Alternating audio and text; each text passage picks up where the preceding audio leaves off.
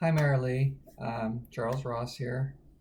So I had an opportunity to watch your video, and so this is my response.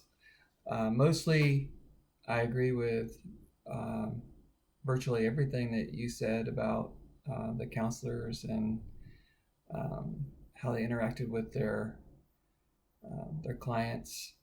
I agree there were a bunch of open-ended questions, and they did fill a facilitator role. Um, I agree also that it was a non-directive approach.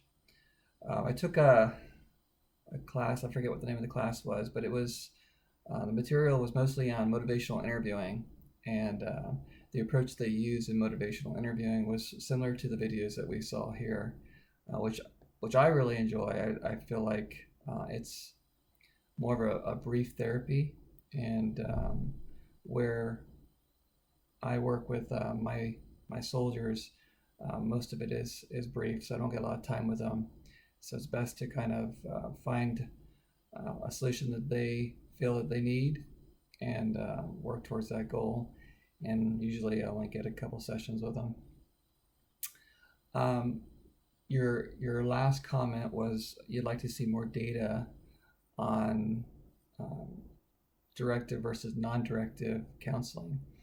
And based on a little bit of what I saw, it kind of really depends on the individual, their culture, and how they um, relate to certain things.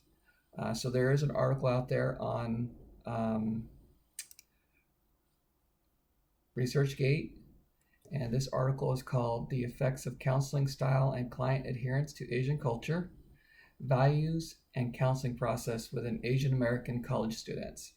And so this article that you can find out there, it's free to download, talks about directive versus non-directive style and the culture that's being employed in. There's another article out there that I also found. It's in the Journal of Rational, Emotive, and Cognitive Behavioral Therapy. The title is called "The Client-Therapist Relationship in Relational Emotive Therapy." And again, in there, it talks about directive versus non-directive. And in this style of therapy, in rational emotive therapy, it is mostly directive, where the counselor is pointing out irrational thought and asking their clients to reconsider how they view those things. So I think I don't know that you'll find that one is better than the other. I think what you'll find is that the style that you use and the client that you have will dictate which will be best to use for them. At least that's what I'm reading. Anyhow, it was a pleasure watching your post, and I look forward to interacting with you more in this class. Have a blessing.